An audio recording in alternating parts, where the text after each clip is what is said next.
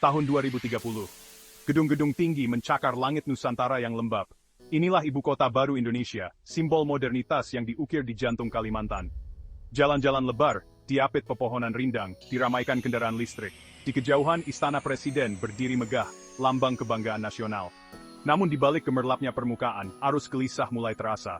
Bisikan ketidakpuasan menggema di balik bayangan. Tidak semua orang menerima janji awal yang baru ini. Sulit untuk melepaskan cara lama. Nusantara, dengan segala potensinya, berdiri di ujung tanduk. Dunia menyaksikan, menahan napas. Presiden Prabowo Subianto, sosok yang terukir dengan pengalaman panjang dan karier politik yang penuh gejolak, memandang kota. Dengan latar belakang militer yang kuat dan pengalaman bertahun-tahun di dunia politik, Prabowo telah menjadi simbol ketahanan dan kepemimpinan yang tegas. Dia telah melalui berbagai tantangan dan rintangan, namun tetap berdiri kokoh sebagai pemimpin bangsa. Di sampingnya berdiri Wakil Presiden Gibran Rakabuming Raka, wajah muda dari generasi baru. Gibran dengan semangat dan inovasi yang dibawanya, melengkapi pengalaman Prabowo dengan perspektif segar dan ide-ide baru. Sebagai putra dari Presiden Joko Widodo, Gibran membawa warisan kepemimpinan yang kuat dan visi untuk masa depan yang lebih cerah. Kemitraan mereka terjalin karena kebutuhan, keseimbangan yang rumit antara penjaga lama dan yang baru. Mereka bekerja sama untuk mengatasi tantangan yang dihadapi bangsa, dari masalah ekonomi hingga sosial. Kolaborasi ini mencerminkan perpaduan antara pengalaman dan inovasi, antara tradisi dan modernitas. Prabowo, Jenderal Kawakan, memikul beban sejarah di pundaknya. Dengan latar belakang militer yang kuat, dia membawa disiplin dan ketegasan dalam setiap keputusan yang diambilnya. Prabowo adalah simbol dari masa lalu, yang penuh dengan perjuangan dan pengorbanan. Gibran, pengusaha yang melek teknologi, mewakili aspirasi bangsa yang mendambakan kemajuan. Dengan latar belakang bisnis dan teknologi, Gibran membawa pendekatan yang lebih modern dan inovatif dalam pemerintahan. Dia adalah simbol dari masa depan yang penuh dengan harapan dan potensi. Namun jalan menuju kemajuan jarang mulus. Infrastruktur yang belum memadai dan tantangan ekonomi menjadi hambatan yang harus diatasi. Pemerintah harus bekerja keras untuk memperbaiki kondisi ini dan memastikan bahwa setiap warga negara merasakan manfaat dari pembangunan. Pemindahan ibu kota telah mengungkap perpecahan yang dalam di masyarakat Indonesia. Proyek besar ini menimbulkan berbagai reaksi, dari dukungan penuh hingga penolakan keras. Masyarakat terpecah dalam pandangan mereka tentang masa depan negara. Persaingan lama muncul kembali, faksi-faksi politik bentrok. Ketegangan ini mencerminkan dinamika politik yang kompleks di Indonesia, di mana berbagai kepentingan dan pandangan seringkali bertabrakan. Prabowo dan Gibran menghadapi tugas yang sangat berat. Mereka harus menavigasi melalui berbagai tantangan dan memastikan bahwa visi mereka untuk masa depan dapat terwujud. Kepemimpinan mereka akan diuji oleh waktu dan keadaan. Mata dunia tertuju pada mereka. Setiap langkah yang mereka ambil akan diawasi dengan cermat oleh komunitas internasional. Keberhasilan atau kegagalan mereka akan berdampak tidak hanya pada Indonesia, tetapi juga pada persepsi global tentang negara ini. Wajah gemerlap Nusantara menutupi kenyataan yang lebih gelap. Korupsi telah menemukan lahan subur dalam proyek konstruksi besar-besaran. Kontrak diberikan dalam keadaan yang mencurigakan. Dana yang dialokasikan untuk pembangunan raib ke rekening-rekening gelap. Di kalangan elit, bisikan perbedaan pendapat berubah menjadi gumaman ketidakpuasan. Beberapa pejabat yang loyalitasnya dibeli dengan suap, bekerja untuk merusak proyek dari dalam. Prabowo dan Gibran terjebak dalam jaring tipu daya. Nasib Nusantara berada di ujung tanduk. Kebangkitan Nusantara tidak luput dari perhatian dunia internasional. Kekuatan asing menyaksikan dengan campuran rasa kagum dan khawatir yang mendalam. Organisasi internasional menyuarakan keprihatinan tentang dampak lingkungan dan penggusuran masyarakat adat yang terjadi. Negara-negara tertentu yang terancam oleh pengaruh Indonesia yang semakin besar melihat peluang untuk mengeksploitasi situasi ini. Prabowo dan Gibran berjalan di atas tali, menyeimbangkan aspirasi rakyat mereka sendiri dengan tekanan dari komunitas internasional yang skeptis. Dunia menyaksikan, menunggu mereka goyah dan jatuh. Terlepas dari tantangannya, Nusantara mewakili sesuatu yang benar-benar luar biasa, simbol ambisi dan ketahanan Indonesia. Kota ini mewujudkan aspirasi bangsa yang bertekad untuk membebaskan diri dari belenggu masa lalu. Bagi banyak orang Indonesia, terutama generasi muda Nusantara yang baru, Mereka tertarik pada janji peluang kota dan komitmennya terhadap keberlanjutan.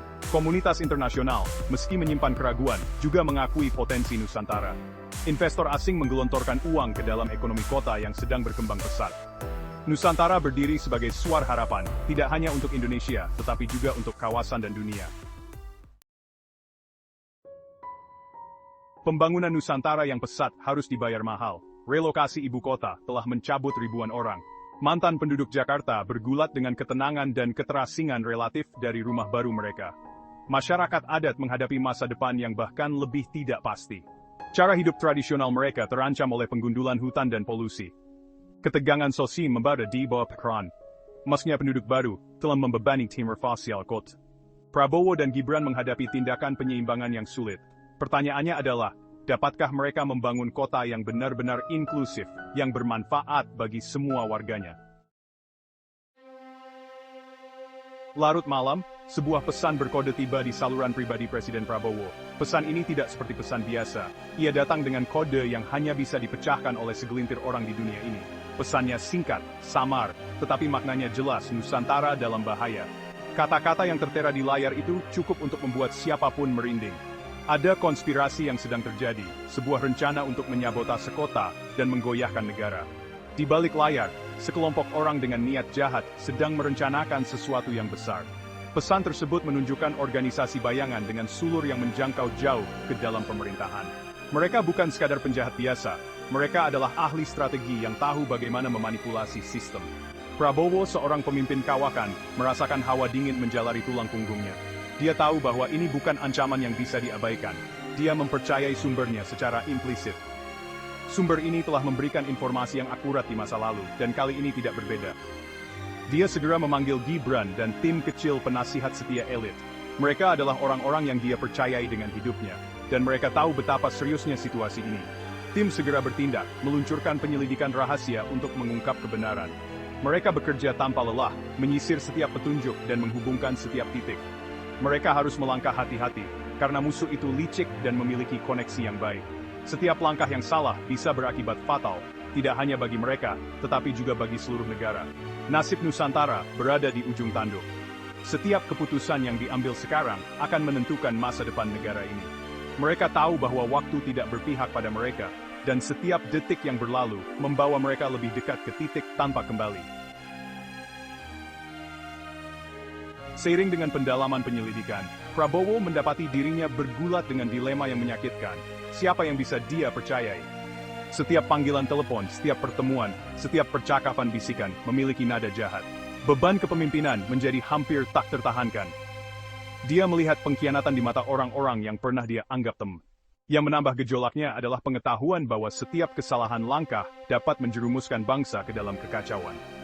Prabowo mendapati dirinya terjebak dalam jaring buatannya sendiri. Dia harus menemukan cara untuk membasmi konspirasi sebelum terlambat. Jendela kesempatan mulai tertutup. Penyelidikan yang diselimuti kerahasiaan perlahan mulai membuahkan hasil. Jejak penyimpangan keuangan mengarah kembali ke konsorsium pengusaha yang kuat. Orang-orang ini, yang terancam oleh potensi Nusantara, telah bergabung untuk mengatur kejatuhannya. Penyelidikan lebih lanjut mengungkapkan jaringan kolaborator di dalam proseding dan militer. Taruhannya tidak pernah setinggi ini. Nasib Nusantara, dan mungkin masa depan demokrasi Indonesia, bergantung pada langkah mereka selanjutnya. Mereka harus memilih sekutu mereka dengan hati-hati, karena musuh itu licik dan banyak akal. Saat konspirasi mulai terurai, para arsiteknya melepaskan gelombang kekacauan di Nusantara. Memanfaatkan ketegangan sosial yang ada, mereka memicu protes dan menghasut kekerasan. Propaganda menyebar seperti api di media sosial. Prabowo dan saya mendapati diri kami terjebak dalam pusaran air yang kami buat sendiri.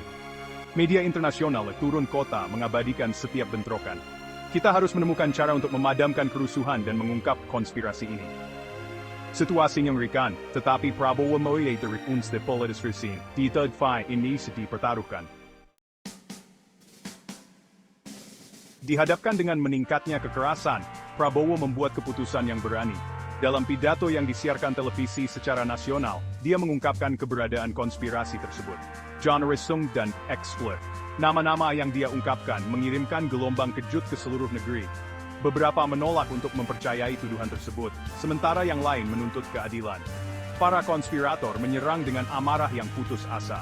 Prabowo mengerahkan para pendukungnya, menyerukan semua orang Indonesia untuk menolak politik perpecahan. Ketua Strandring Historisch Topas Stuan dan Fan. Jeff them expression. Perjuangan untuk Nusantara panjang dan melelahkan. Para konspirator, meskipun melemah, terbukti menjadi lawan yang gigih. Terinspirasi oleh kepemimpinan Prabowo, generasi baru bangkit untuk menantang kekuatan korupsi. Perlahan tapi pasti, arus mulai berbalik. Beban bukti menjadi terlalu besar untuk diabaikan. Rakyat merebut kembali kota dan masa depan mereka. Saat debu mengendap, Nusantara muncul dari krisis dengan luka tetapi tidak hancur. Cobaan itu telah menempa rasa persatuan dan tujuan baru.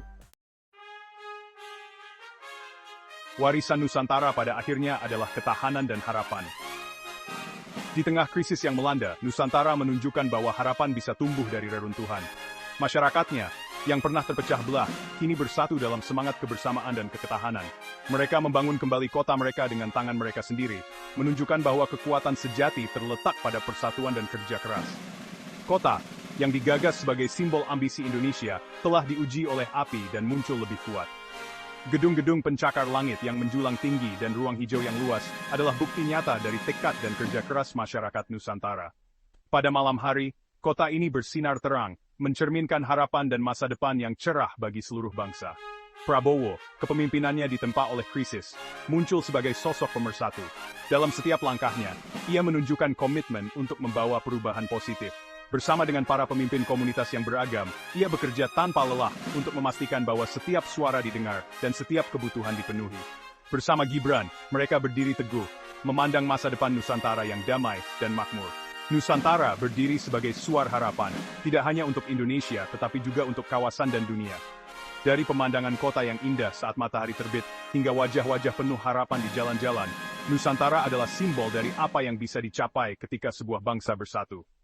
Keragaman yang ada di kota ini adalah kekuatannya. Dan bendera Indonesia yang berkibar adalah pengingat bahwa masa depan yang lebih baik selalu mungkin. Jalan ke depan tidak akan mudah. Pembangunan yang terus berlangsung menghadapi banyak tantangan, dari medan yang sulit hingga kemacetan lalu lintas yang parah. Namun, setiap tantangan adalah kesempatan untuk belajar dan berkembang.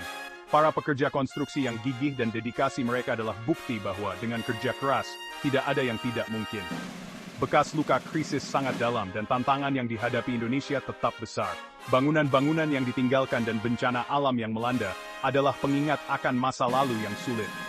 Namun, dari setiap krisis ada pelajaran yang bisa diambil dan kekuatan yang bisa ditemukan. Sejarah menunjukkan bahwa Indonesia selalu bangkit dari setiap cobaan dengan semangat yang lebih kuat. Tetapi rakyat telah mempelajari pelajaran berharga bahwa kekuatan sejati tidak berada di tangan segelintir orang, tetapi di hati banyak orang. Solidaritas dan kebersamaan adalah kunci untuk menghadapi setiap tantangan.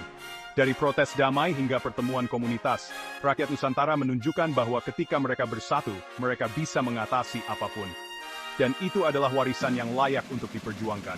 Anak-anak yang tersenyum di sekolah, keluarga yang menikmati waktu bersama di taman, dan warga yang menanam pohon adalah bukti bahwa masa depan Nusantara cerah. Warisan ini adalah sesuatu yang harus dijaga dan diperjuangkan. Karena di dalamnya terdapat harapan dan masa depan yang lebih baik untuk semua.